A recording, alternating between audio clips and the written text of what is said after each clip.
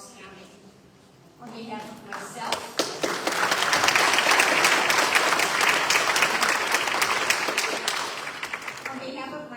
and the League of Women Voters, I'm honored to welcome you to the Candidate Forum for the 1st Congressional District of Pennsylvania's Democratic primary. This program is being live streamed and will be available on the League's Facebook page and our YouTube channel. For the last century, the League of Women Voters have worked to empower voters and to defend democracy. The League is a non-partisan grassroots organization, and it never supports or opposes candidates or political parties. The League believes that while it is vital that voting is easy, accessible, with no barriers, it is equally important that voters know who the candidates are and their positions to make informed decisions. To facilitate that mission, we provide candidate forums such as the one tonight, as well as providing important and relevant information on voting and candidate information in our voting guide found on vote411.org. Our moderator tonight is Jamie Little, Esquire, who lives outside of the district.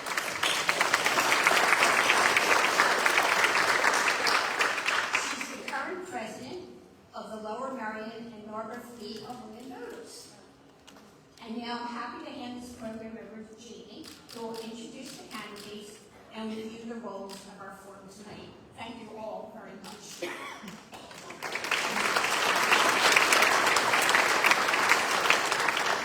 Thank you, Eileen, and thank you to all of you here in person and watching online, and most importantly, the candidates for participating in this forum, Harvie and Lucia Simonelli.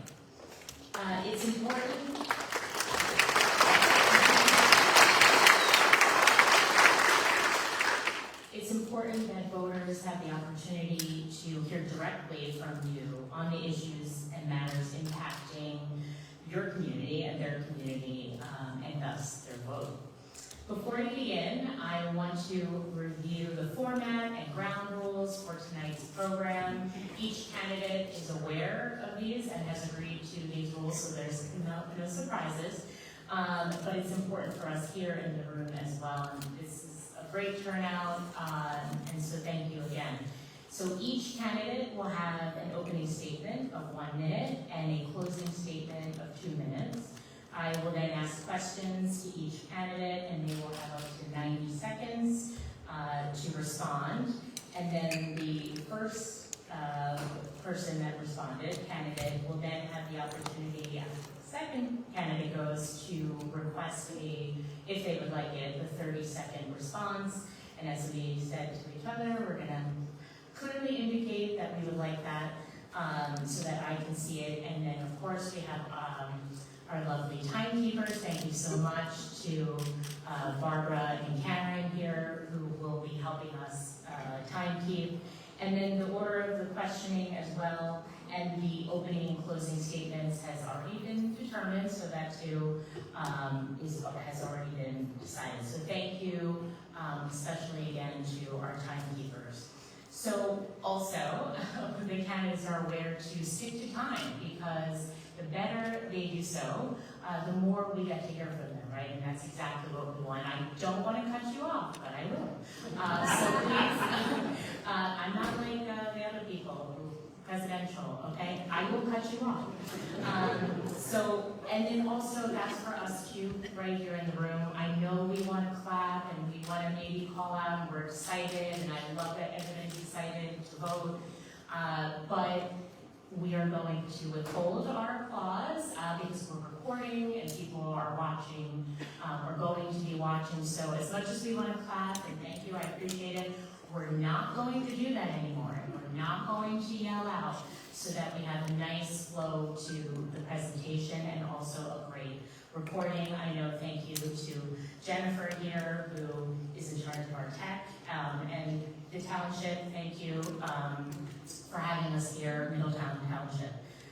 So at the end of that, at the end of questioning, I will then prompt you all for your 2-minute closing. And then tonight's questions. You all might already have written a question. I think that's great. If you have not, there are little index cards that have been going around, and we have our lovely league members at the front here at the table who will be looking at those. And the questions have been reviewed for relevancy and propriety. Sometimes you be a little shocked at some of the questions we get. But we want to hear from you all, and please thank you for staying about. We may not get to all of your questions. However, if you want more information after tonight, as you heard Eileen say, vote PA-01.org. It's the League's one-stop shop for all the election information you need, including the 2 biographies and links to their websites of the candidates here. So with that, it's not about me talking anymore, it's about the 2 candidates. So let's get to that, and we're going to start with the opening statements, and I believe it is Lucia and then Bob going. So I'll turn it over to them. Good evening, everyone. I am Lucia Simonelli. I also go by unendorsed candidate. Yesterday, I had the privilege of hearing from one of the founders of Project Home, a Philadelphia-based organization devoted to helping the unhoused. And I learned that their motto is, none of us are home unless all of us are home. And it hit hard, because that is how it should be. And that's the kind of leaders we want to see. It's the kind of politics that we need, and it's the kind of country that succeeds. This is more than about winning. This is about what we will do when we hold power to make good change and to fight for working people, to fight for all people. Thank you.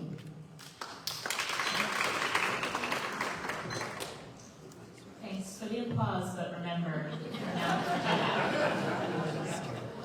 I will get the gavel back, okay? Okay, thank you. Thank you, Jamie. I want to thank the league, all the members for putting this together. I know it didn't go maybe as smoothly setting this up as we were hoping for, but I think the turnout says a lot about your efforts to do this. I appreciate everybody being here. I appreciate you being here as well.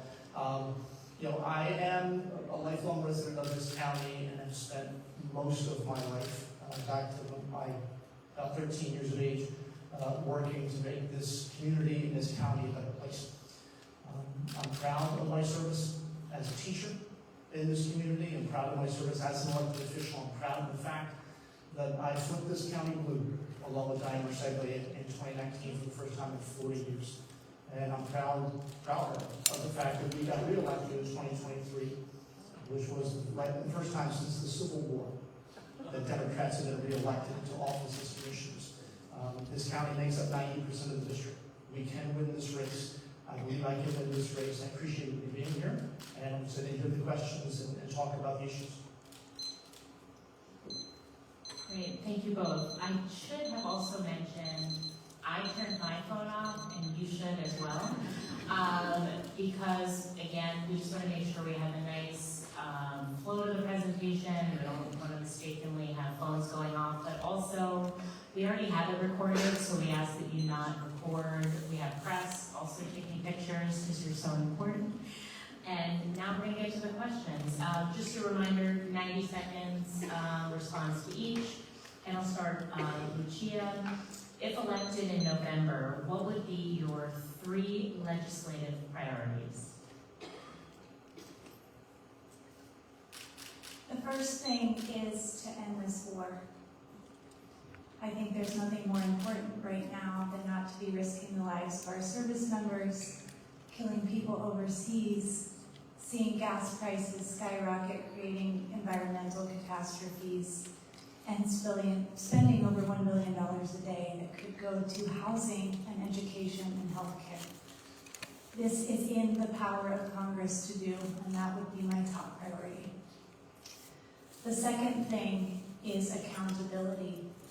We have to hold our elected officials and their appointed cabinet members accountable, as well as federal agents who have broken the law. We need to impeach. The third thing is his appropriations and oversight, we have many important programs that have been stripped of their capacity to help our communities, like Medicare and Medicaid and Social Security and veterans benefits and education and science. We can fund these programs. That is the power of Congress. And we can make sure that the agencies are doing what we tell them to do. So these would be my top 3 things. Okay. Well, one of the things we need to do is end Citizens United. I'm proud, in fact, that it was endorsed today, actually, by End Citizens United. We need a constitutional amendment so that states and the federal government put limits on the money that's been put into campaigns. Because until we know that the people we're electing actually work for us and not the people who put millions of dollars into their campaign coffers, then we're not going to rebuild the trust we need to do anything, quite frankly. If the war is going on still in November, for God's sake it's not, then yes, the War Powers Act exists. And absolutely, Congress has the right to put that act in power and stop the expenditures of this money and stop the risking of lives. There's 13 families in America that are paying the ultimate sacrifice. It's 13 too many. And we don't want any more. And lastly, we absolutely have to overturn the damage that's been done by this president and this congressman specifically when it comes to I'm not going to call it the Trump budget bill. Certainly we know that Brian Fitzpatrick is going to try and spin his way out. He's already trying. That he didn't have anything to do with it. He voted against it. It passed by 1 vote when he came out of the House. 1 vote. And it was his. And it has cut tax credits for people so they can't afford health care. It is gutting Medicaid. It's gutting SNAP. It is doing damage to this country already. And we have to fight for people and make sure that we return. I agree with Bob. I'm sorry to make sure that I'll give you a nod. Sorry to interrupt your phone. For the 30-second I did see you, I just want to make sure that I give the timekeepers time to go. So, go ahead. Lucia? I agree wholeheartedly that we have to get money out of elections and that it would be great to overturn Citizens United. I would say that constitutional amendment is outside of the scope of what Congress can do. So we need to also have plans for that legislatively. I really like the Disclose Act. Some of the things we can do are to ask for complete transparency of donors for 501c4s and other organizations that contribute over $10,000, as well as stand by your ads that make sure that leaders of organizations say which ads they are supporting. Okay, we'll move on to our next question. So we'll go to Bob first. What does a humane and functional immigration system look like to you? And if elected, what will you do to make sure we move toward this system? In 2024, I made a call to somebody who I knew was working in the Biden and then eventually Harris campaign, because I was aggravated beyond belief that the Democratic Party missed a huge opportunity. There was a bill written by a Republican senator from Oklahoma that would have addressed most of the immigration problems, because we're talking about a systemic problem. Putting aside the racism that Donald Trump and his administration use to exacerbate the differences in this country and divide us, there is a real problem with the immigration system here. We don't have enough courtrooms to hear all the other people who are looking for amnesty. We don't have the people in place to do the job. But frankly, that bill would have fixed it, and it had bipartisan support. And Donald Trump urged Republicans like Brian Fitzpatrick to oppose it. They chose to keep this country less safe and keep the system broken, rather than fix it, because they didn't want to give Joe Biden victory. We need to fix the system in this country, because we have people coming here who are coming here legally, and they're getting arrested in courtrooms when they're showing up like they're supposed to, like they were asked to. Treating people with dignity, treating people with respect is why I stood against using any warehouses as ICE detention facilities, and made that a bipartisan effort. The only county in the Commonwealth that's done that. This topic means a lot to me. My father immigrated to this country in the 1980s. And I think before we can talk about reforms, we have to revisit how we talk about immigration, because it has been talked about in the context of fear, in the context of danger. But immigration built this country, and it should be talked about using hope and welcome and strength and words of positivity. And that is why I stand for abolishing ICE, because it was built on fear of the stranger. It has bad bones, and you cannot reform something like that. Our process does need reformation. We can talk about the resources needed at the border, how our asylum process is under-resourced. It's not humane and it's not timely. How we can integrate immigrants into our communities, and how we can provide a pathway for those who have been here working very hard, peacefully raising families so that they have a chance at legal residency. But we have to change how we talk about this. The immigrant communities have been used as proxies. They've been used to create fear, to blame things like joblessness, criminality, and the real causes of that is that wealth is not well distributed. And it's really the problem of the billionaires and the corporations. So yes, immigration is hope, and we do need a better resourced asylum process in particular.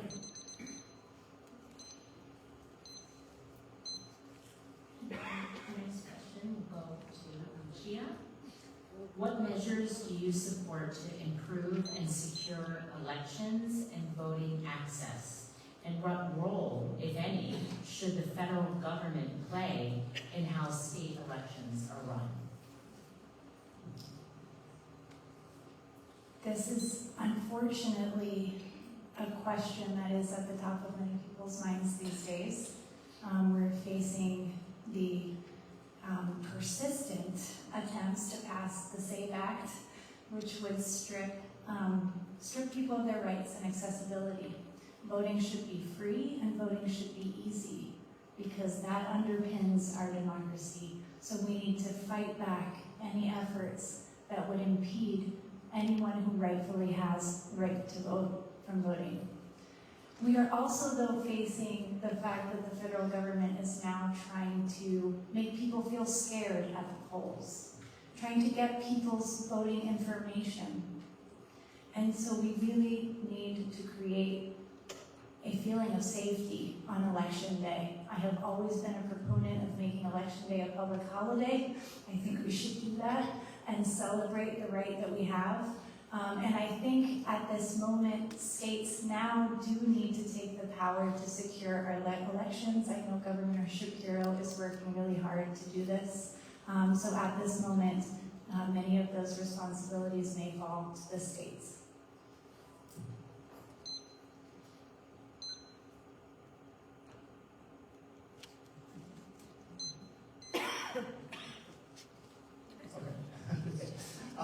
Well, as chair of the Board of Elections of this county for most of the past 7 years, I'm incredibly proud of the work our Board of Elections has done. I'm proud of the fact that I led the effort to make sure that we had drop boxes spread around, even actually discerning the locations of the drop boxes, so that people could vote by mail securely, and they were staffed, and people could ask questions and get information, and that was done so that we could ensure the safety of elections here. I also am proud of the fact that we started an entire voter education project here in this county, largely pushed for my efforts so that people can learn about the system, learn to sort of demystify it, because the lies that Donald Trump has told, the lies that Brian Fitzpatrick has allowed him to get away with telling, those lies flourish when people don't have the information. So by sharing information on how the voting by mail works, how the system is actually processed, that starts that process of demystifying it. We cannot let Brian Fitzpatrick off the hook in terms of the fact that he voted for the SAFE Act. We can't let him off the hook for all the other things that he's done. Congress absolutely should make sure that no federal agents of any law enforcement agency come within 100 yards of a voting booth. That is actually the law for police here in this county, in the Commonwealth of Pennsylvania. I resisted any efforts to share information, and I fought very hard to make sure the elections were fair We won 11 lawsuits against the Trump administration, the Trump campaign back in 2020.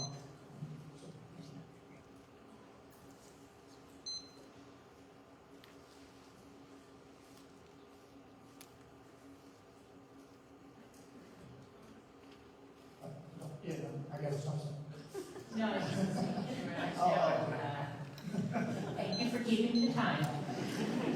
My mom's here, I'm gonna get in trouble. I'm gonna come over and get the gavel.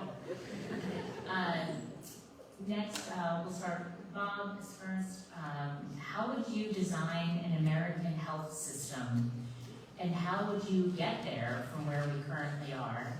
It's a big question for 90 seconds, but well, what can we do to make sure that every American has quality health care at an affordable cost? Yeah, well, obviously that's something for an entire town hall by itself.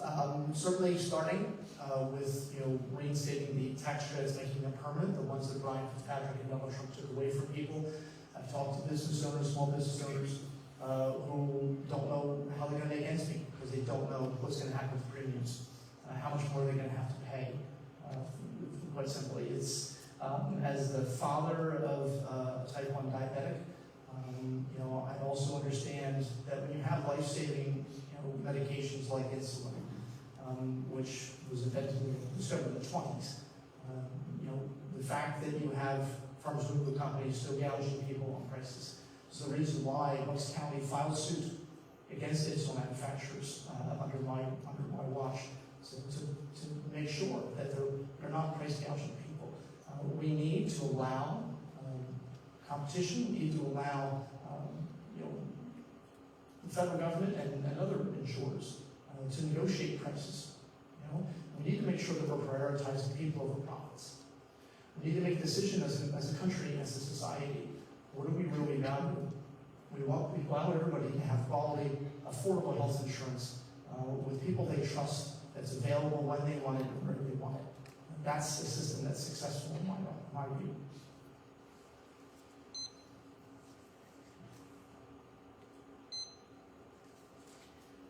I believe that healthcare is a human right. And because of that, the vision that I see for healthcare in this country is universal healthcare. We are the only wealthy industrialized nation that does not have this. And that means that people are left out. This is what we need to call for and measure progress towards. We need more than just extending the ACA subsidies, because that's exactly what Representative Fitzpatrick also stands for. We need something more ambitious, because that just creates another problem for 3 years from now. If we really want to put people over profit, we have to curb the influence of private healthcare, big hospitals, and big pharma. One way to get to a universal healthcare system for the whole country is to allow states to do this. I often talk about a bill I really like called the State-Based Universal Healthcare Act that allows willing states to use HHS funding to create universal healthcare systems within states. There's a few that are already trying to do this on their own.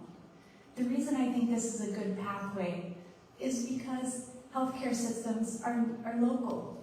Networks are local. People don't want to change their doctors, and they don't have to. But we do need the leveraging power of the government and all of the people to make sure that we have accessible and affordable care.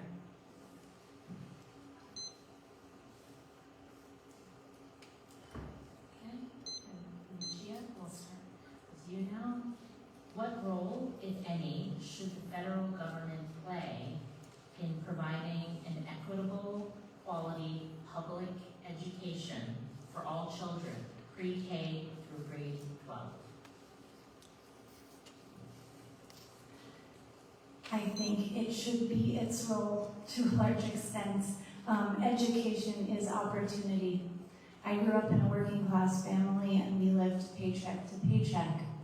And public education was our way to firmer footing, and I think it should be available to everyone. And I don't think that necessarily it should just start at pre-K. I believe in universal child care, because we need to support families, and that is part of education. allowing people the opportunity and the space. Our Department of Education has been severely cut, as has been science. We lost 10,000 PhD STEM scientists, and recently the entire advisory board of the National Science Foundation was fired. This country was built on education and science, and we must restore it. And it is the role of the government to ensure that everyone has access to it and that our public institutions are equitably funded, so that it does not just matter if you live in a zip code that is wealthier than another zip code. We need everyone to have the chances, and we need public funding to go to public schools.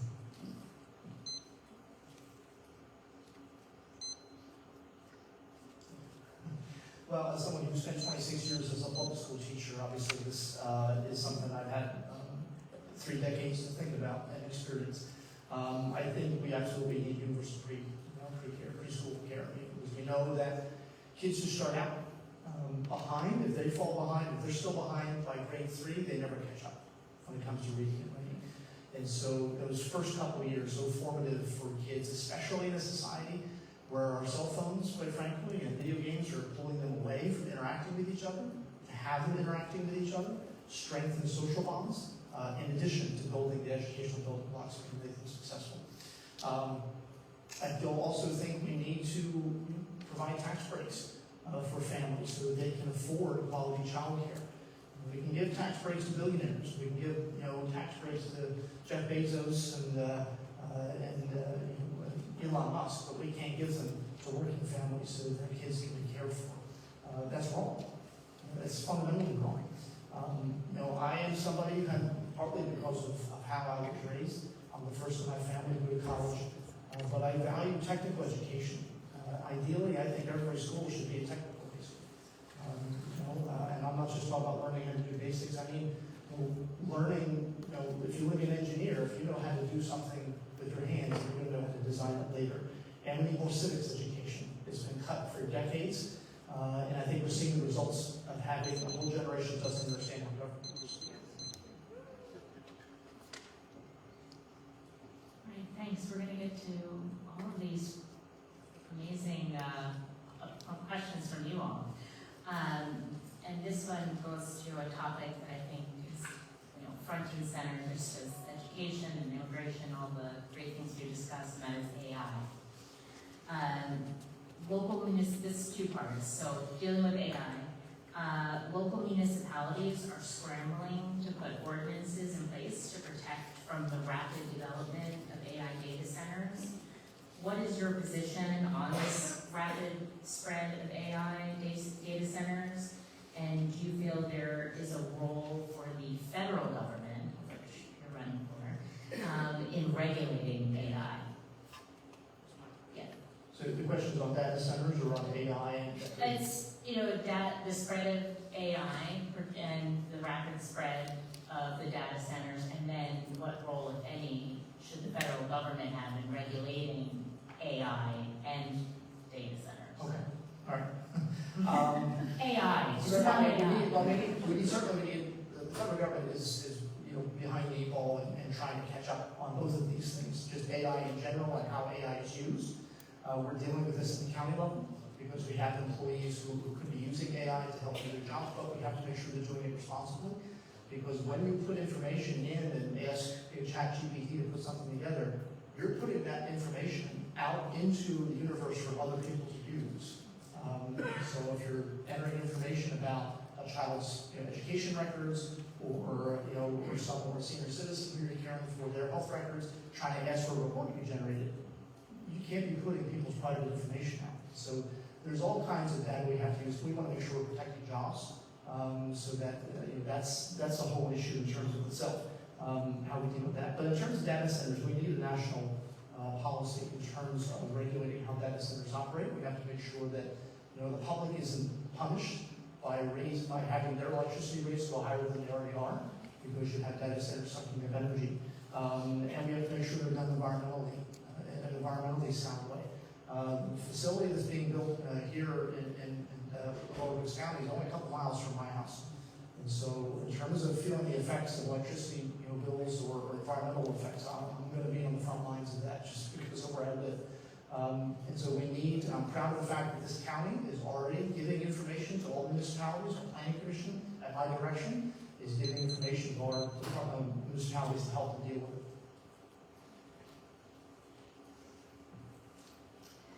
The reality is that AI and data centers are moving faster than the speed of trust. And that is a problem for any type of technology. I have a PhD in mathematics.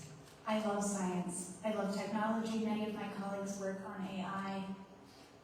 But it is not a benefit to society unless it's regulated to ensure our safety. We don't understand it fully yet it has no guardrails because the people making the rules are the big tech companies. So yes, the government needs to regulate AI. Also because it's going to change the landscape of our jobs and our workforce, and we need to calibrate our education system to make sure that there are people trained for the landscape that they're going to be growing up into. That is why, in part, I am in favor of a moratorium on data centers, because we don't know enough yet on how to do things safely. And I'm not saying we don't need them. I'm saying it's not about national security right now, because if it were about national security, we wouldn't have fired scientists. We need to do things well. We don't understand fully the environmental impacts. We don't understand fully what we need to do to prepare our grid. We don't understand fully the noise pollution.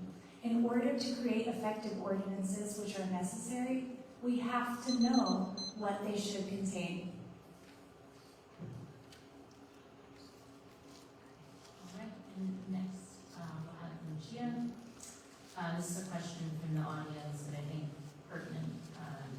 I'm very worried about my elderly parents. How will you protect their Medicare, and this includes drug prices that they can afford? Yeah, so I think this is top of mind for many people, in particular as we have felt our social programs being threatened. We need to first of all make sure that we are bringing back our federal workforce, because many of the things that we're feeling now for Medicare is also because there have been bureaucratic hurdles, administrative hurdles now without the proper staffing that make things inaccessible.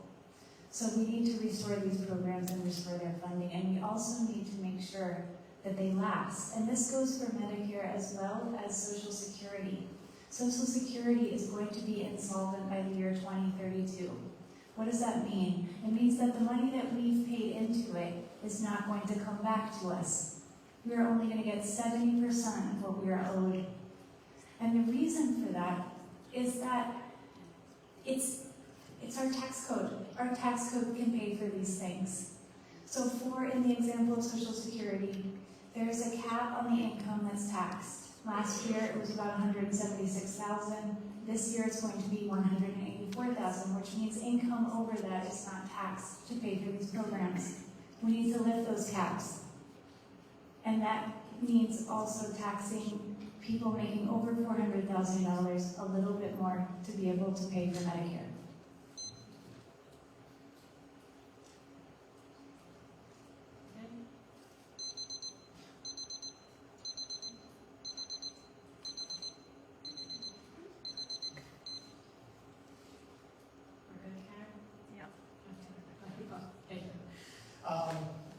So, Social Security going along with Medicare, Medicaid, were really the promises we made to those among us who are the most vulnerable, those in our society who are the most vulnerable. It is a promise we cannot break, and yet Brian Fitzpatrick and Donald Trump seem to have no problem breaking it every chance they get, because they don't care about anybody but themselves. They don't care about anybody except the billionaires who are putting money into their pockets and putting money into their campaigns. I think what you're hearing, and I see in this room, are people who are deeply concerned about this election and this country, which is the reason why I think probably both of us are running for this, because we understand that this country is in incredible danger, that we are at risk of losing what is most precious and special about what makes us Americans. And this is part of it. the promise we make to the people who built this country and who, quite frankly, brought us to where we are right now as human beings and as a country, as a society. The Shining Meadow Nursing Home is the largest nursing home in this county. It is ranked one of the best nursing homes in America. Repeatedly, it is a county-owned, facility. Half of the people there are there because of Medicare and Medicaid.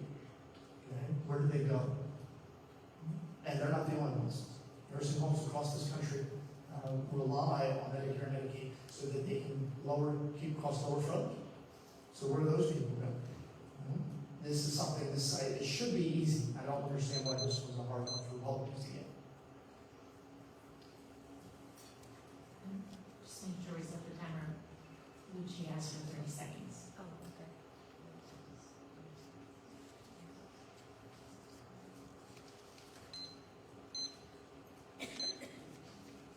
We're talking about billionaires and taxes, so I wanted to keep going. Elon Musk has amassed about $780 billion. Do you know what his lifetime giving has been? 0.06% of his net worth. Mark Zuckerberg, less than 3%. Jeff Bezos, less than 2%. And many years, these folks have paid $0 in federal taxes. We can pay for these social programs if we tax the rich and make them pay their fair share.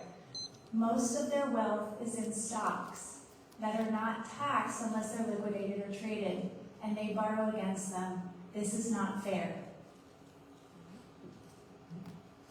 No, I was reading an article the other day. I think it's 88 companies in this country paid no taxes last year. Large corporations, because they have, whole, office floors of tax attorneys who can figure a way out. That's not something anybody in this room has, because I don't think so. I don't think if there is somebody who doesn't already tax lawyers. But certainly we need to fight for working people. We need to make sure that we have a tax system that's fair. Because when it comes down to it, it's the thing I think is most damaging to this country is that people just feel like things aren't fair. That their government isn't fair, society isn't fair, everything is against them.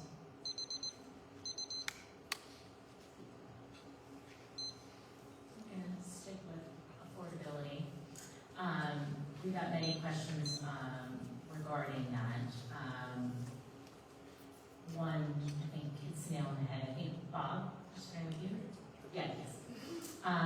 Please tell us how you feel about the fact young people can't afford to live in Bucks and part of Monco, since the district does include Monco.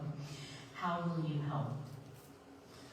Well, this hits home for me, no pun intended. So my children are 27 and 24. They are college graduates, they paid off their student debts, they have very good jobs, and yet they can't afford to buy a house in the county where they were born and raised, where their father was born and raised, where their grandparents were born and raised, where they want to live. They can't barely afford rent, quite frankly, in a lot of places. This has been an ongoing problem in terms of housing affordability for a long time. The housing market has never recovered since the 2008 recession. And on top of that, we have Donald Trump and Ryan Fitzpatrick throwing tariffs onto anything that moves, so that now everything's more expensive. We have the war in Iran.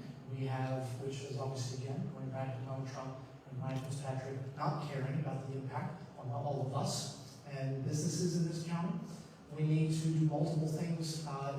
First off, in terms of just affordability, the federal minimum wage has to go up. It should be at least $15 an hour. I'm proud of the fact that we did that as a county government in 2020. We raised the minimum wage for county employees. I'm proud of the fact that our housing authority and our housing and development agencies here in this county have been investing money in making sure that we have affordable and attainable housing. Our planning commission is working with all our municipalities to help them change their zoning codes to allow different kinds of housing, which would make things more affordable. All of that's been done and we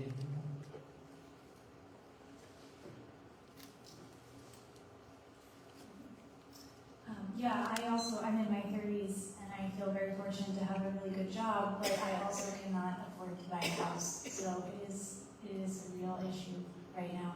I echo that we should raise the minimum wage. I would like to see it at $20 to match the real cost of living right now. I also think we need to talk about the root causes of some of these affordability crises, because otherwise we're just treating the symptoms and we're creating affordability crises for tomorrow. Grocery bills.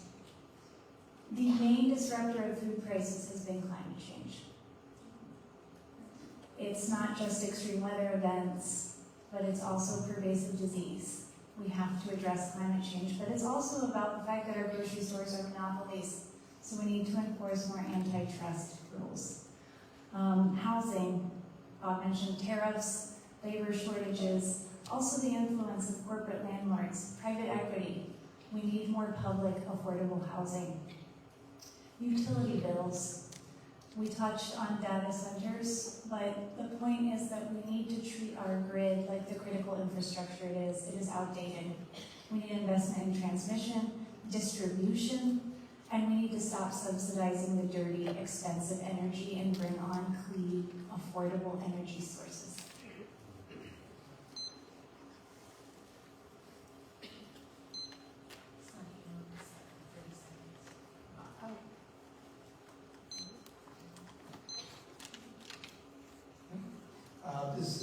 Just thinking additional, I'm thinking about where we are right now. We're in this Middletown. That was attainable housing for working class families when it was built in the 50s. The average home now is over $400,000 in Middletown. The average home price in Bucks County in the district is over $460,000. That is a serious problem. It's a serious barrier for anybody. We do absolutely need more attainable housing. Part of the problem, we have to be honest, is NIMBYism. And so for many people, it is a serious problem when you want attainable housing, but somewhere else. That's something we have to come look in the mirror oftentimes and talk about.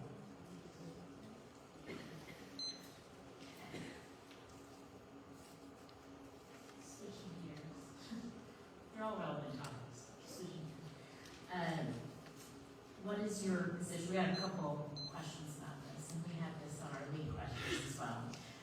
What is your position, if any, on congressional and Supreme Court term limits? Lucia. I'm in favor of term limits. I think that we are seeing people overstay their welcome, getting more interested in holding power than making good change with that power.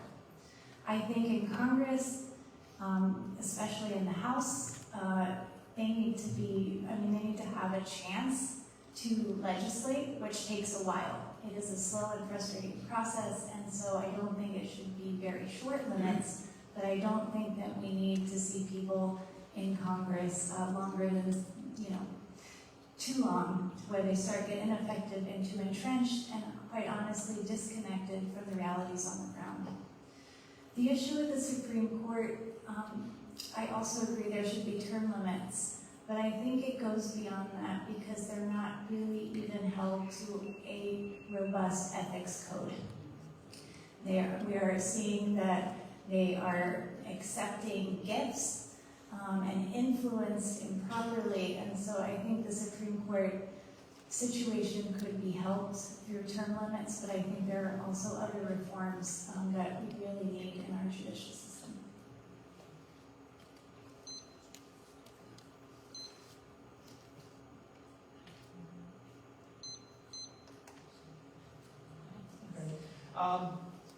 To answer this question, I do think there's definitely a period of time where you're in office too long.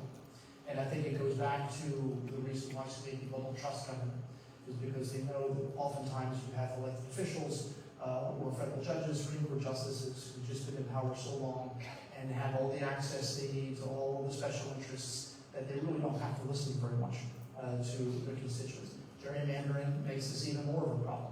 If you're in a district that's incredibly safe, you really don't have to listen very much, and you're going to get the special interest money. So I do think there's a multi-pronged approach here. I do think we should be banning certain members of Congress, President, Vice President, anybody appointed by the President, who has to be approved by the Senate, from trading stocks, and their immediate families. I think we have to do that for federal judges and Supreme Court justices and their immediate families as well. I do think, though, the Constitution gives us a different angle when it comes to trying to increase how often we have new people. The Constitution sets age limits for when you can run for Congress, for the House, for the Senate, when you can be president. I don't see a problem for us putting a top level on that. We know in Pennsylvania, you get 75 years of age as a judge and you have to retire. So why isn't, why not have an age where once you can't run for federal office once you're past that age, you can't be appointed to the bench once you're past that age. I think that would increase the change of as well and bring the people in.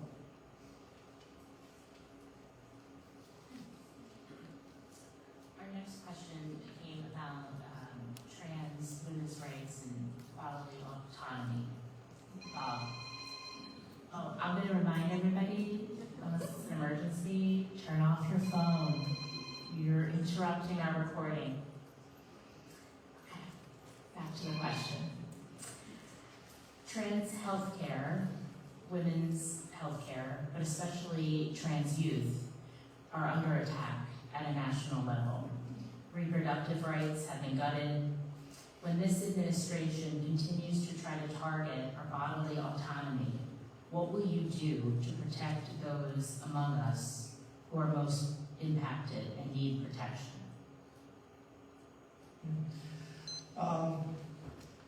Well, a couple of the things to begin with. The day after the Dobbs decision was announced, I convened a meeting of our HR director, our solicitor, as well as the chief operating officer of the county. The county is self-insured, meaning that of the 2,400 employees we have and their families, we're the ones ultimately making and deciding how they get covered.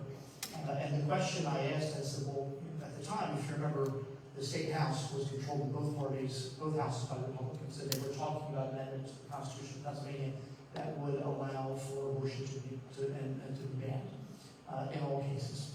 Okay, something Brian Fitzpatrick supports as well, by the way. And I asked the question, can we, as a self-insured entity, as a county, guarantee that any employee, anybody we cover, is going to be covered for full reproductive health care, even if they have to go to a different state? If it's illegal in Pennsylvania, we are going to pay for people to go to New Jersey or Maryland or Delaware or somewhere else. Thankfully, we have to do that. But we also filed as an advocacy brief so that access to the prison was protected. Thankfully, that is the case too. But as a teacher in the last several years, I've taught. I had several trans students in my classroom. I treated all of them with respect. I treated every other kid. What made me feel good, though, was the fact that their classmates did as well. That wasn't always true for a lot of my career early on. So I do think this next generation is more tolerant and I'm hopeful that that carries out to the rest of the country.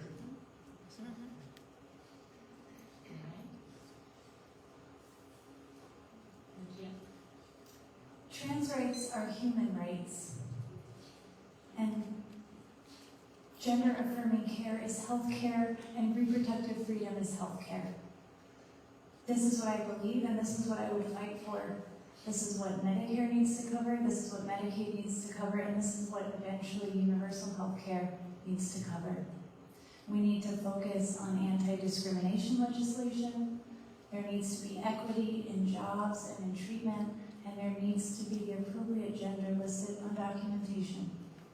I think these are the ways that we ensure that people feel welcome. And I do agree with Bob, it starts with respect and openness and inclusion. And we've lost that in this society. We've lost that right now, and we are not safe unless we are all safe. And marginalized groups right now are not safe.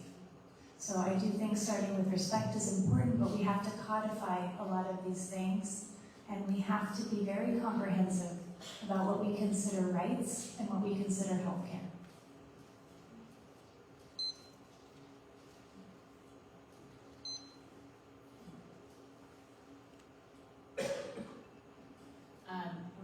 We got another question. Economy is a big concern, amongst others. Lucia, what specific policies would you pursue to support small businesses and job creation? And they asked in Bucks County, but I think this district also includes my home county, Monco. Yeah, so I think that a vision for universal health care, for one thing, takes the burden off of small businesses. We should not have health care tied to employment, and employers have to pay a lot to insure their workers. So I think for one thing, we have to really, really move towards a universal health care system. The second is that we need to help small businesses prepare for the future and for what competition looks like. We were starting to lead after the bipartisan infrastructure bill and the Inflation Reduction Act, because what we gave our businesses and our small businesses in particular, the edge on innovation. That was true in terms of how we are decarbonizing processes, access to clean energy, tax credits, to make them well-positioned for the future. We've rolled so much of that back, and we have now relinquished the lead to other countries. And now there are international tariffs on how dirty products are. That's crippling manufacturing here because we decided to live in the past. So part of this is really understanding what our world looks like in 10 years from now, and 20 years from now, and 50 years from now, and being the leaders in preparing our small businesses getting there.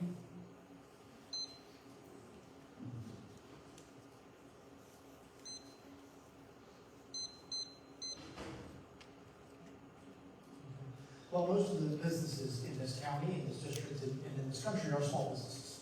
They really are the engines that drive things. I recognize that especially during COVID, which is one of the reasons why I pushed and made happen a grant program called Bucks Back to Work, which put $27 million in grant money into businesses in this county. About 1,500 businesses were able to keep their doors open, able to keep people paid for and salaried because of those grants. We need to do more, obviously. The Small Business Administration has been gutted by this administration. I think 40% or so of the staff has been cut, funding's been cut. That's an agency that really is critical, providing a lifeline to all kinds of access to funding and advice and guidance that can help small businesses be successful. We need to do more of that. We need to reestablish the funding it had and make sure that it has the state it's supposed to have. We need to expand job training opportunities. We've done that at the county level to help small businesses train their own workers, to upskill them. And we need to increase partnerships with our public schools so that we can have a pipeline of kids who are interning and apprenticeship in high school with small businesses. And you're growing employees right in this county, in this district. I'm going to send for 30 for Lucia, please.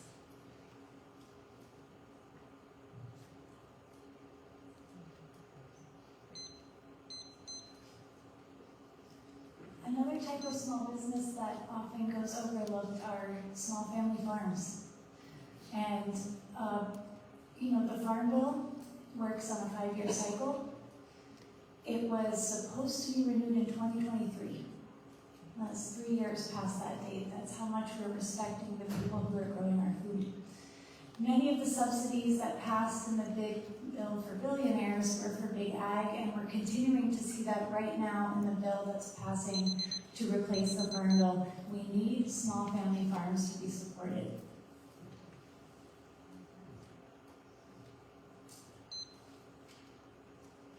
Resetting.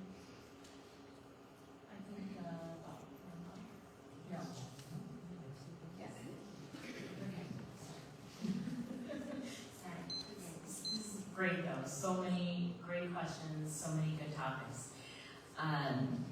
Pressing issues. What we were asked, what is your track record on being in or supporting unions? So I was raised in a union household. My father was an electrician at Romahan's here in Creighton for almost 40 years. My mother was also unionized. She was secretary of Pittsburgh School District, so she's part of the sports staff union. I spent 26 years as a public school teacher, so 6 years with New Jersey Education Association when I taught in Jersey, and then 20 years as a public school teacher here at Buckstand Technical High School, where I also served on one of the negotiation teams. But I also have, obviously, as someone who's been an elected official, I have experience on the other side in terms of negotiating with unions to make sure that we can come to an agreement that works for the employees, making sure they get what they need to be successful, and making sure the taxpayers, are able to have the lives they want to live. I'm proud of the fact that as a county commissioner, we passed the first 2 responsible contractors ordinances in the history of this county. Those aren't specifically geared for the unions, but essentially what that means is that public projects that are being done, like the World Government Services Center, which is being built, you have to have contractors who have apprentices, employees who have passed the Class A apprenticeship program, which has to be licensed by the state or federal government, to make sure you're getting quality work done and that it's being done safely. So unions have that benefit, and I will absolutely support that they want to PRO Act so that unions can get stronger.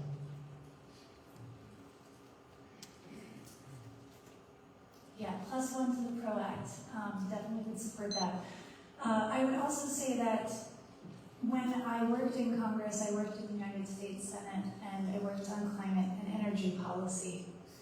And much like how we're going to see a change in workforce because of AI, we are going to see a change in jobs because of the green transition. And so every policy that we worked on included labor, because labor is so important to have at the table, because it is workers that will bring us the future. They will bring us a decarbonized economy, but will also mean that their jobs are changed. Our jobs will be changed. One of the things we worked on was a carbon tax. With a carbon tax, one question is, what do you do with the revenue? So one thing that we did is we met with United Steelworkers and other union groups that would be most affected by jobs leaving the coal industry or leaving other industries that are based on fossil fuel extraction or refinement. And what we did, actually, what my task was explicitly, is calculating how much revenue we would need from a carbon tax to be able to support early retirement or job training for transitions, or to support college funds for their children as their communities shift to a different type of economic opportunity. We're going to recess, so Bob has 30 seconds.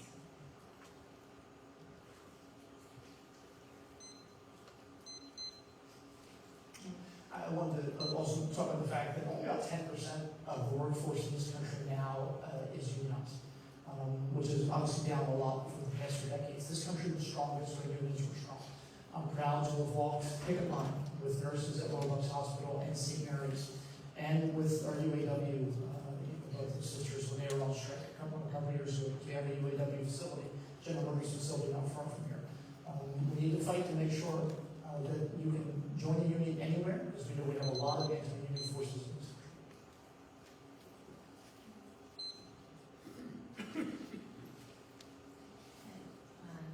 Lucia.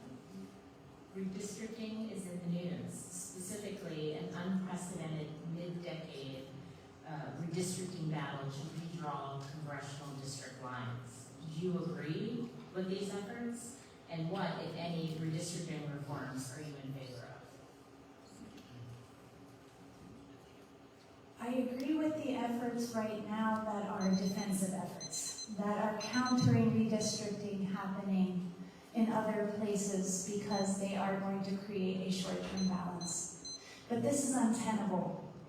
And what we need is actually to overhaul how our districts are drawn. I have many colleagues who have worked on gerrymandering and the math behind it. It's actually quite complicated on how you would fairly draw a district. But there are some legislative proposals out there, and in particular, we need to make sure that independent commissions are established so that there are objective lines drawn. I would also say that our congressional representation is way out of date. So to match the population that we have, we also need to have many more congressional representatives so that we actually have true representation.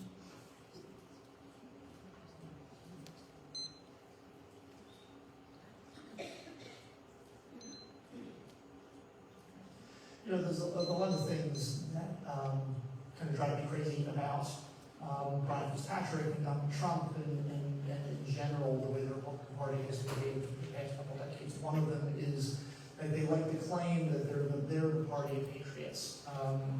But, you know, I don't recall the Democratic Party sending people to attack the Capitol on January 6th.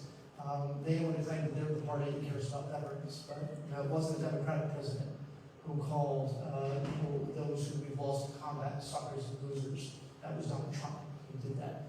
You know, and it wasn't certainly, for the party is supposed to be enough strength, and yet here they are crying uncontrollably because you know, of redistricting in states like Virginia, which is going against them. After, of course, you know, they started this whole issue in Texas. You know, so you know, it annoys me in terms of who the real party of strength is. I know it's our party, my party, the Democratic Party that I've been part of my whole life, and I'm proud to be part of. We absolutely need to look at how we draw districts in this country, and I am open, I agree with Lucia, and I'm definitely open to having independent commissions. It's most likely going to have to be some kind of constitutional amendment to withstand the force of the Supreme Court as it's currently constituted. But you know, I think once you have districts that are competitive, you're going to start getting a lot more cooperation in Washington because you're not going to have the far right and far left who can exercise the influence, undue influence over their congressional representatives.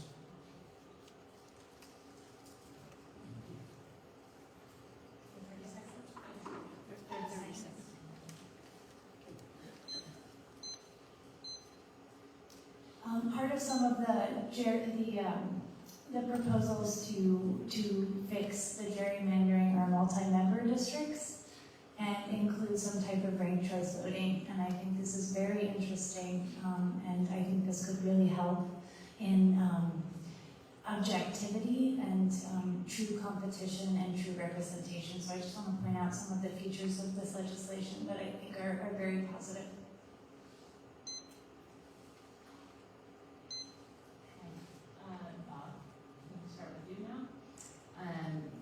What is the appropriate U.S. role in preventing the spread of authoritarian regimes?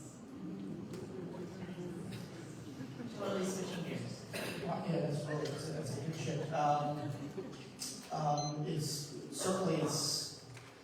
You know, there was a time not that long ago, in all honesty, when the world looked to the United States as an example of peace and strength, of moral leadership. There was a time when presidents of the United States didn't get into juvenile back and forths attacking the Pope, for example. So certainly I think you have to start with having a leader who actually understands what authoritarian dictatorship is and recognizing it as bad. Because quite frankly, we don't have that right now. We should be leading from a position of moral strength. It is, I think, unfortunately going to take us a while to get back to that because of how much we've lost in prestige and respect around the world because of Donald Trump. And we cannot let off Brian Fitzpatrick for blame. He sits in that, that chamber. He sat there for 10 years. Our country is not better now than it was 10 years ago. We're not more respected now than we were 10 years ago. But we should be leading with our allies. We should be putting moral and beliefs ahead of everything else, quite frankly, so that we can be again the country people look to, the city on the hill, that we are certainly not right now.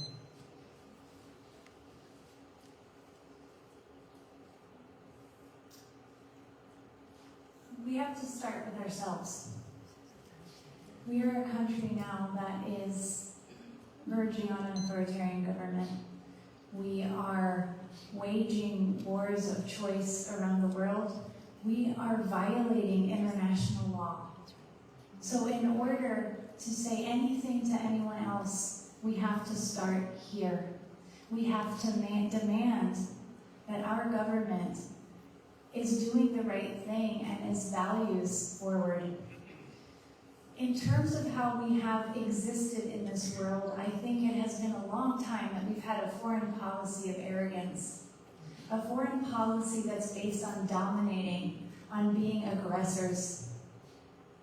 We fight the spread of authoritarianism by being not that, by showing people that we value diplomacy.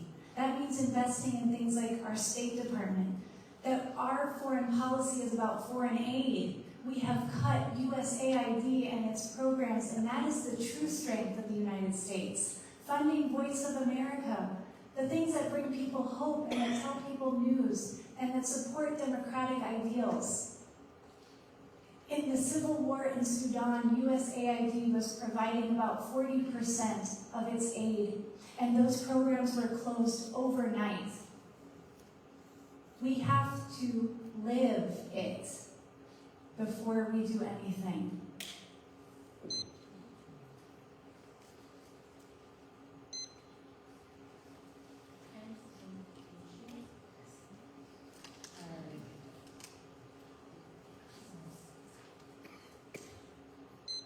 How will you, if elected, leverage federal infrastructure funding to create a truly balanced network, including safe sidewalks, bike lanes, and affordable public transit, while balancing and ensuring projects prioritize jobs, union jobs, training, and so forth?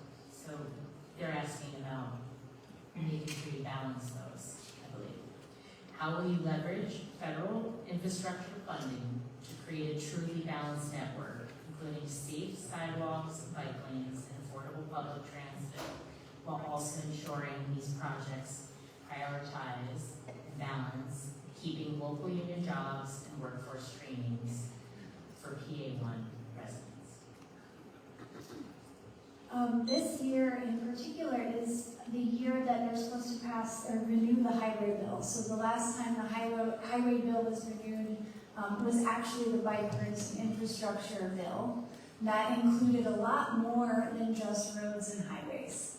And I worked on pieces that went into that bill, and it was expanded to include things like public transportation, like hubs for emerging technologies. We do need to think just beyond certain pieces of infrastructure and think very broadly. I think also our grid is critical infrastructure, and this is all connected as we build out electric vehicles and charging stations. I grew up in Montgomery County, and one of the things that my family relied on was access to SEPTA. Public transportation should be so good that everyone takes it. We need to also have walkable communities and bikeable communities because that is good for our physical and our mental health. We are a car-based culture, but we can also invest in these other things to make our communities safer and healthier. So I would like to re-envision how we think about the highway bill, just like we did last time, to build these things for the future and to bake into that the requirements that these new projects are done with union jobs.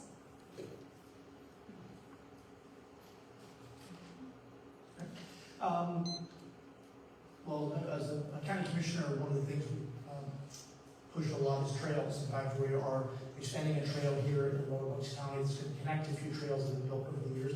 We're building a trail right now in Corn Creek Park that's going to connect other trails. And so we are quickly moving to a point where we have a network of trails in this county. We're going to be able to go from Lehigh all the way to Philadelphia on a trail. So that's something we need to continue. And the federal government does have the ability to incentivize that, because oftentimes it's states. I sit on the Delaware Valley Regional Planning Commission as the Bucks County representative. It's the states that decide how the money gets used, and a lot of times it pushes toward the bigger projects that just perpetuate the problems of not having enough sidewalks, not having bike lanes, not having trails. So you can incentivize to make sure that you're doing it in a way that's fair and equitable. The community development block grants that the county gets, we have used and continue to use in communities like this one to build new programs So for people who are disabled, they don't have a curb in their way as they're trying to navigate their towns or their cities. And I'm also proud of the fact that under my leadership, this county secured a grant to build 16 EV charging stations throughout the county, literally from the northern part all the way to the southern part, because the EV charging network has to get built out. Increasingly large numbers of our cars that are sold every year are electric vehicles. We need to build the network up, and until the private sector catches up, we have to do it from the government angle. Reset for 30.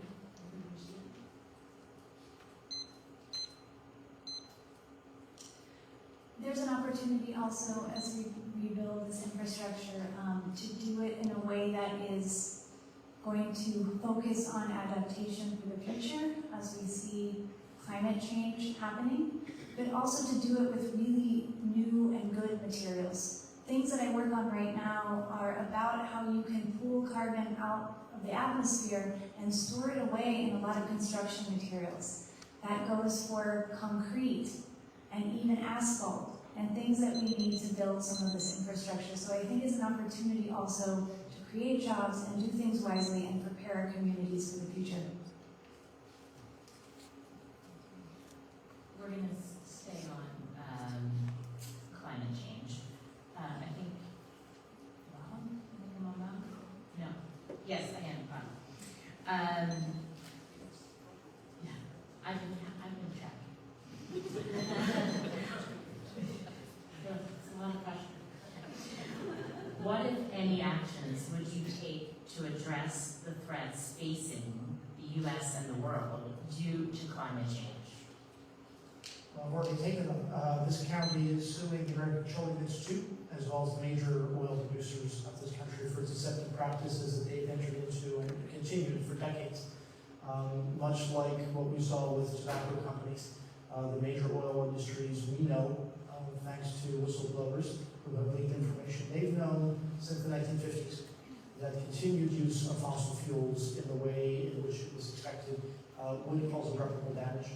And they have been, these companies and their lobbyists, for decades now, spreading misinformation and really causing a lot of people to believe that, well, to doubt climate change if it's really real, to believe that there is such a thing as clean coal, and it really is costing, it is going to cost the people of this county specifically, hundreds of millions of dollars, because of all the infrastructure you're going to have to build up to accommodate all the damage that's going to be done.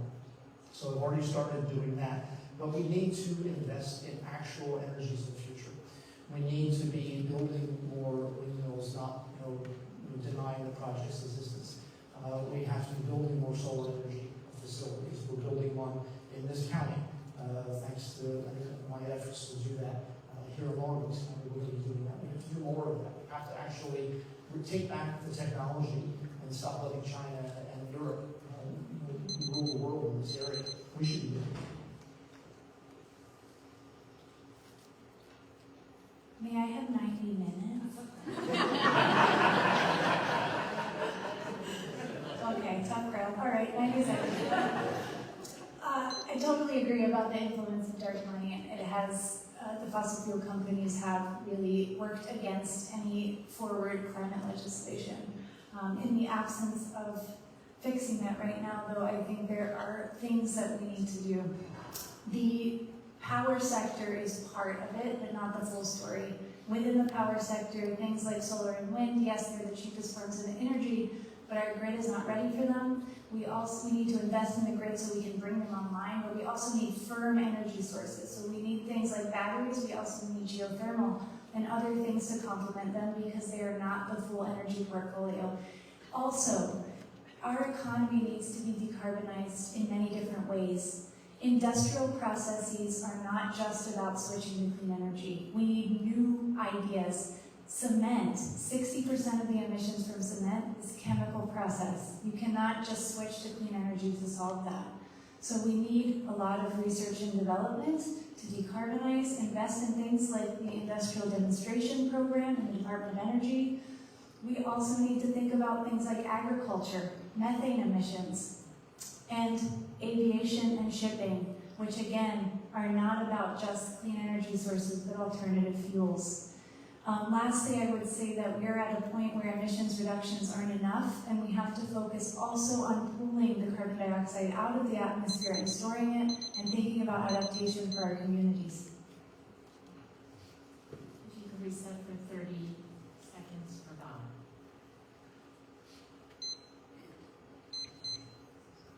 And this country really owned the 20th century because we decided to. We wanted to go to the moon, so we did. We wanted to pioneer communication, medical, transportation technologies, so we did. We can do that with alternative energies as well. Some of you will remember that Jimmy Carter had solar panels put on the roof of the White House, and Ronald Reagan took them off. Where would we be right now if we had stayed on that path?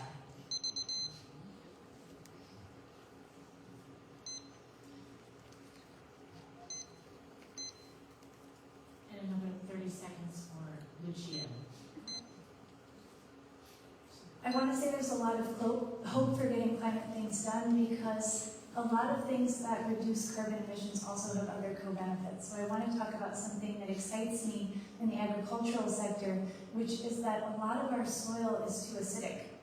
And there are opportunities to address climate that can sequester carbon but also address soil acidity. And this is really popular among farmers because it improves crop yield and it improves the health generally of soil. So there are a lot of opportunities to do things in combination with other benefits for communities.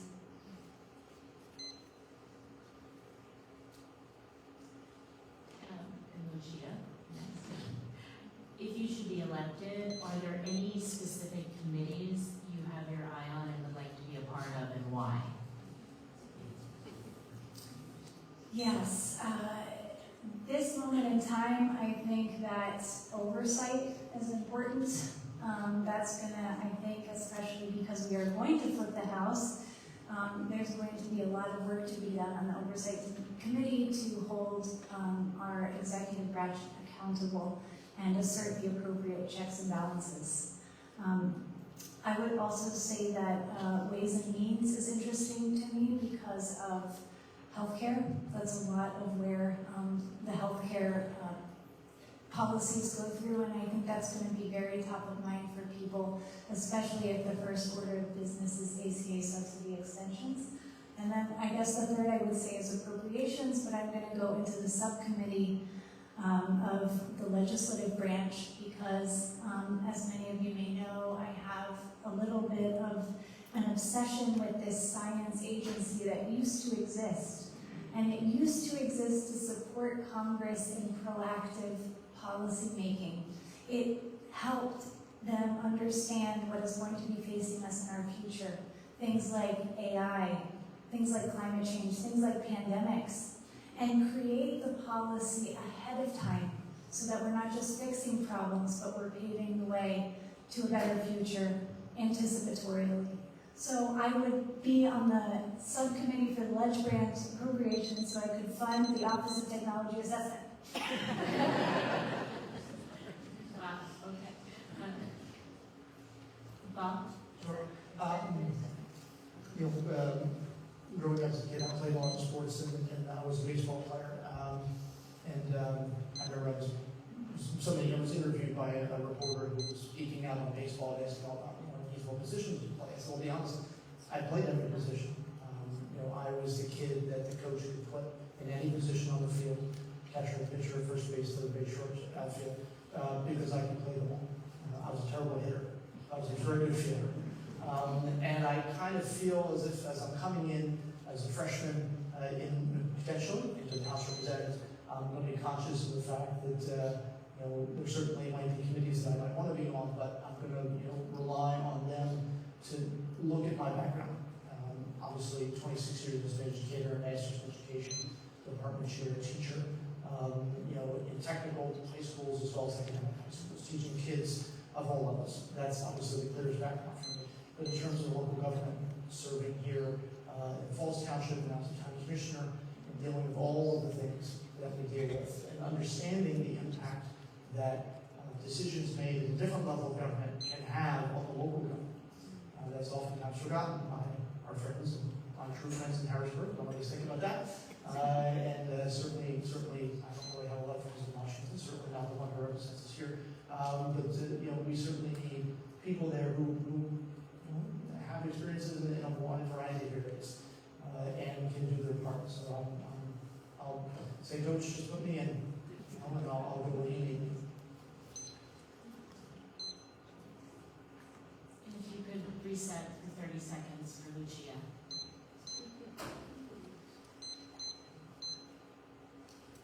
Yeah, Bob is right that as freshman members, it is hard to choose the committees. One thing that Congress people can choose are the caucuses that they're a part of, and so if there are things that would really mean a lot to us that we want to get done, we could do it through caucuses. So I would also just take the opportunity to say that a caucus I'd be interested in joining is the PFAS task force, because I know that in this district and all over this country, we're facing PFAS contamination and the need for remediation, and that need is very urgent, so I would want to work on that.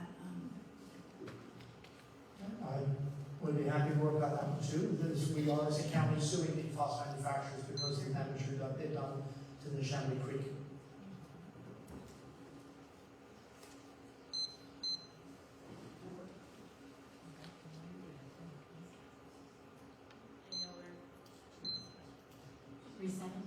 I know we're here for a political party primary, but we've been asked this, and it's for those leaders, especially here, it's an important issue. Do you support open primaries? And that's Bob. No, I don't. And the reason I don't is because I've been a member of the Democratic Party since I was 18 years old. My parents were, my grandparents were. I joke about the fact that I was born and raised in Bristol Borough on Roosevelt Street. So my political philosophy was pretty much determined at birth. And I believe if you're a member of a party, no matter what party you're a part of, you've decided if you're really committed to make that party everything it needs to be, and you believe in that party, you believe that party has the answers to make this country better, to help people. It's not always perfect, okay? But if there's something imperfect about it, you should dedicate yourself to making it better. And I feel if you want to have a say in what that party is doing and who its leaders are, you really should join the party. That's my belief. So that's where I stand.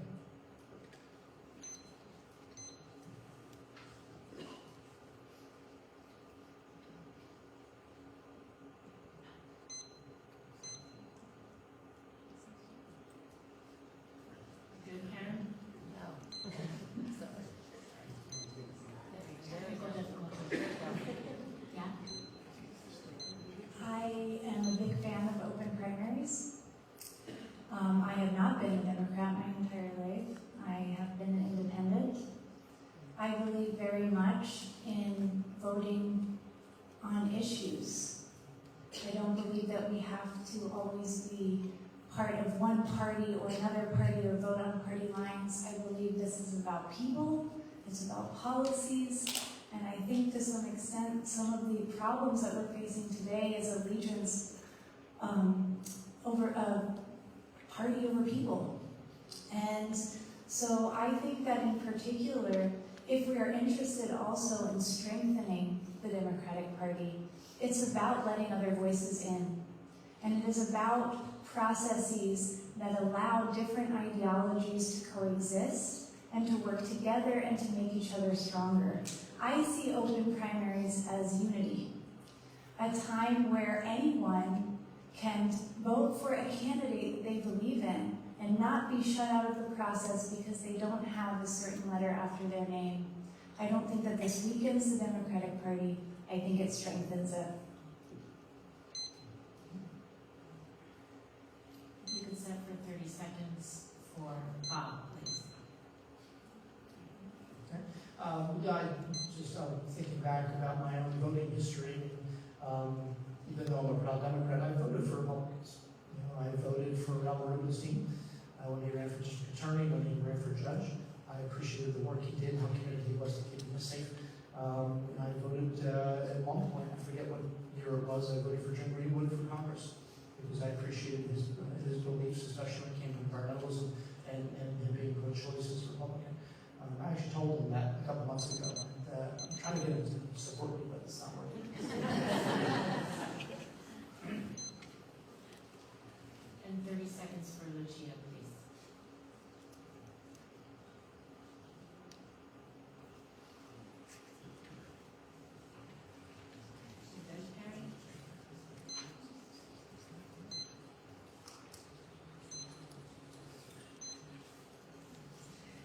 I think it's important to think about the role of primaries in a two-party system.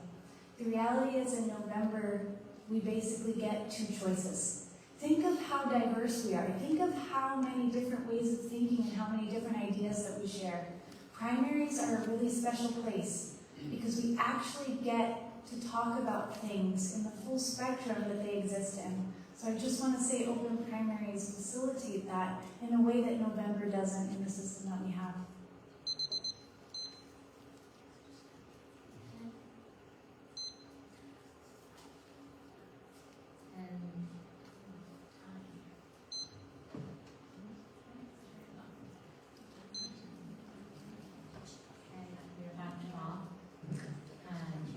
Can you speak to the exorbitant college tuition costs and burdensome student loan debt? You know, it's certainly, as a society, we've been telling our kids for decades now that the only way to be successful was to go to college. And that was the wrong message. And I saw that especially as a teacher in a technical high school, where I had kids who were learning to be electricians. They were going to go out and work at union, and they were going to work, for their father's electrical shop and work and do that work, or they were going to go to college to be electrical engineers. And it's one of the things I talked about earlier. Say every school really should have that, that you have that opportunity, have that flexibility to learn new skills. We certainly have made college into a business. We've convinced young people that this is the only way to success. And we do have to look in the mirror a little bit with this too. Because I know there are quite a few people, maybe not in the room, but certainly in the district, who if their kid had come to them when they were 16, 17 years old and said, Dad, Mom, I want to be a plumber. There would have been disappointment in that family because of the goals they would have set. So, well, that's not really the career I want my child to have. Well, why not? Probably everybody in this room at one point or another has been a plumber. And it's usually not a good time when you need one. And they probably make it with no debt either. They make all the money and live a good life. But we need to make college affordable, and we need to stop punishing our kids for going to college and taking out student loans.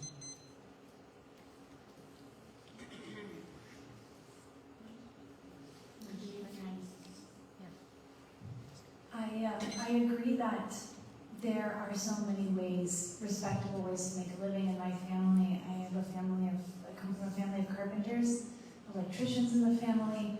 Some of us have gone to college, some of us haven't, but getting an education and job training, in my mind, is a right.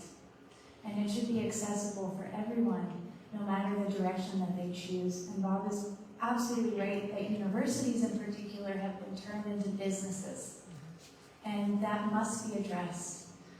Because it is making it untenable to get the education that people need to get jobs.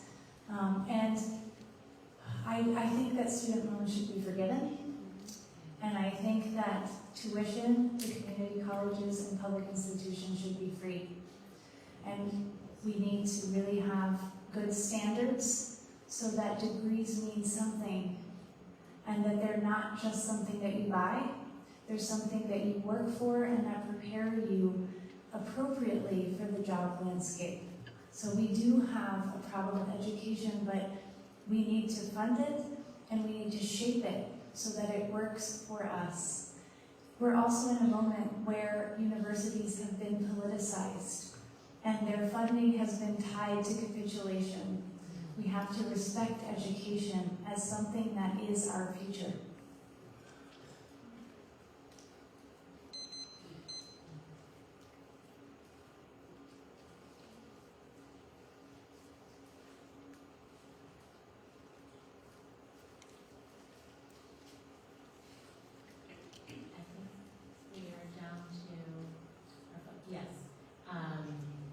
Yes, it's Lucia's turn, and then I think we're down because time flies. We're having fun. Serving in Congress is one of the highest honors of public service. It is called the People's House. Why run for this position?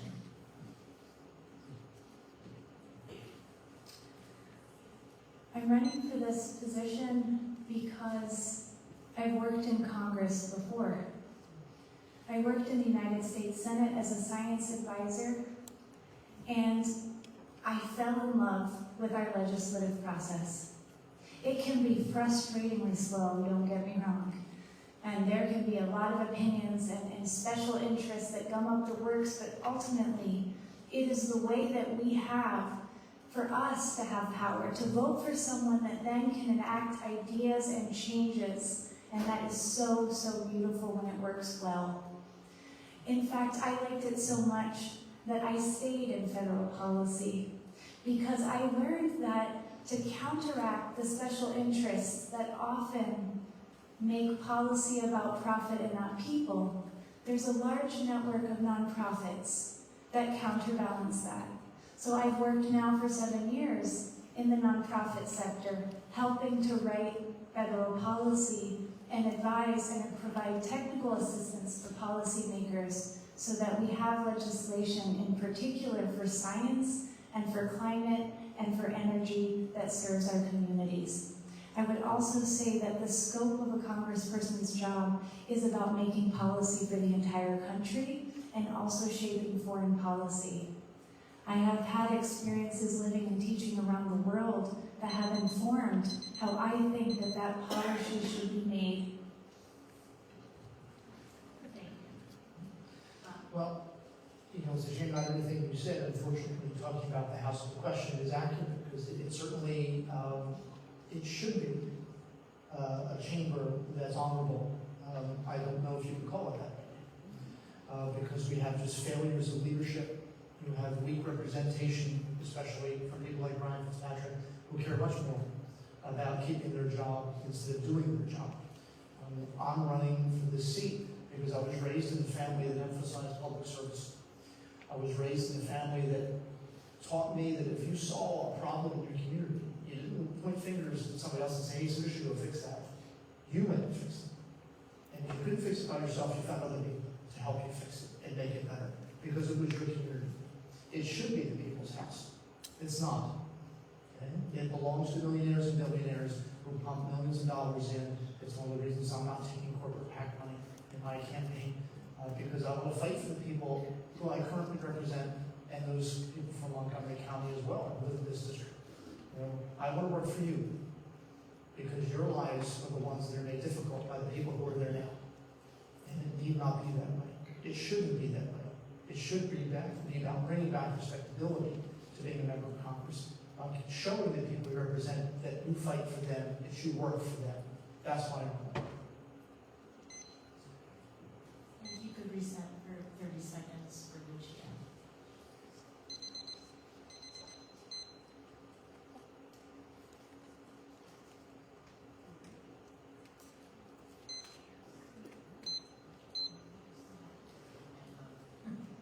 Part of my work before Congress was teaching mathematics around the world, and I got to travel to places like Lebanon and Israel and Iran. And I made really important connections there and lifelong friendships. And right now, talking with my friends, we're saying, what are our governments doing? Why are they making us less safe? What can we do? And I get to tell them I can run for office in my country. Someone like me. And that means someone like them could also run, and what a case to make for democracy and what a case to make for the United States. Okay. Well, we are done with the questions, and I'm now going to turn it over. Just a reminder, you have 2 minutes for the closing statements.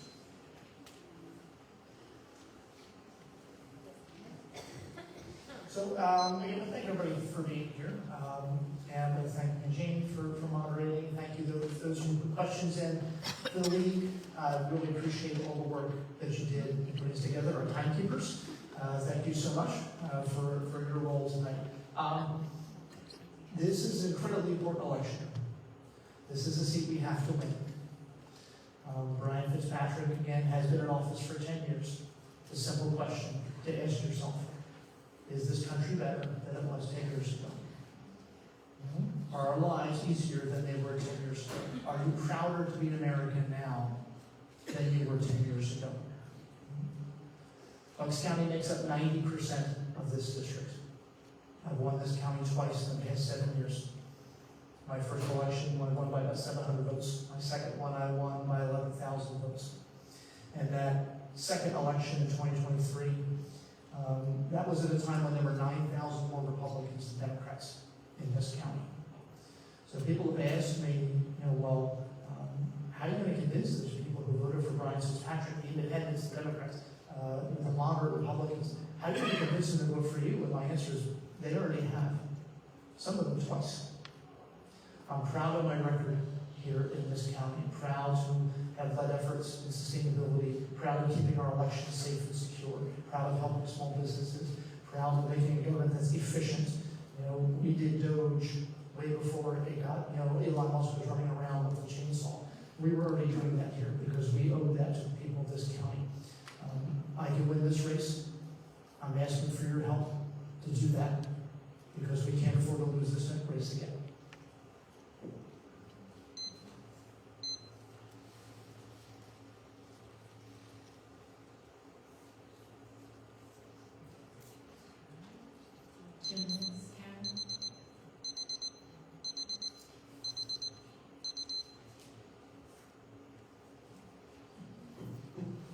Thank you to the League of Women Voters for hosting this event. Thank you, Bob, for participating, and thank you to all of you who are here and who are watching remotely.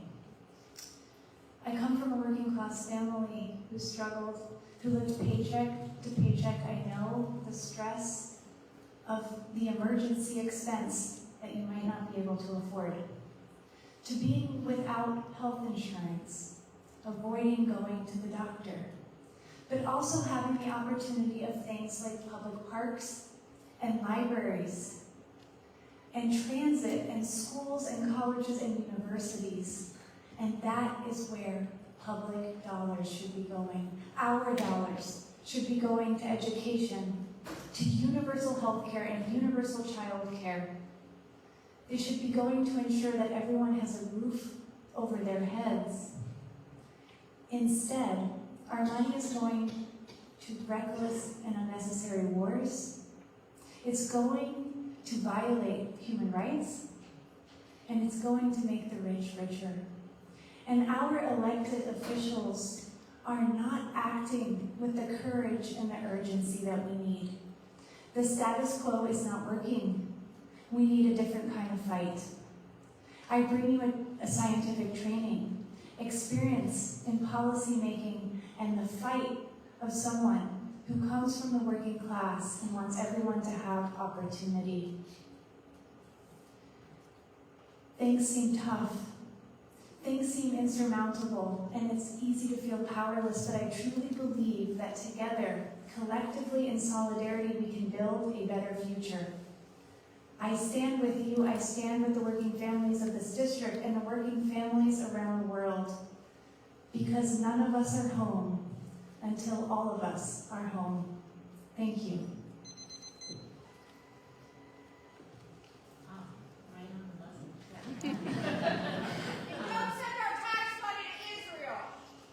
Okay, well, we are going to thank, we almost need it, but I want to thank all of you, and in particular the candidates for being here, for answering all the questions, for you all watching, for submitting questions, for those who are here, and on behalf of myself, I also want to thank Eileen and the league, in particular Liz Fritsch, wherever there she is. We want to thank her because she put this all together.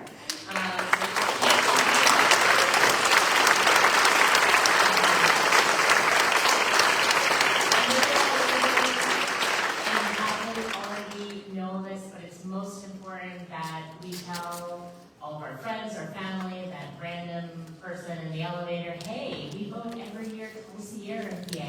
Now, of course, if you're registered, because it's a closed primary, at which we talked about. But hey, just reminding people, May 4th, last day to register for that all-important May 19th primary. And if you need more information, all of that can be found, whether you're looking for your polling place, if you have questions about vote by mail, the drop boxes, as Bob mentioned, all of that can be found on vote401.org, the one-stop shop for all of your election information. That's literally the line that the league has. Nonpartisan, all that information you need. You gotta check your registration. Don't wait, because people are shocked. Like, oh, I thought I voted, or you moved, or maybe you're a new citizen. You gotta check all of that, okay? And please consider joining us so we can do more programs like this. The league is called the League for a reason. It's not singular. Nonpartisan, good government. You can find more about joining. But oh yes, and very important, there are poll workers needed. So if you are interested, Bucks County, Montgomery County, you can go to the respective Board of Elections for in Monco and voter services. Please, and you get paid. So what a great thing. You can support democracy and you get paid for it. Okay, so please, we need poll workers. And be safe and have a great night. We need democracy.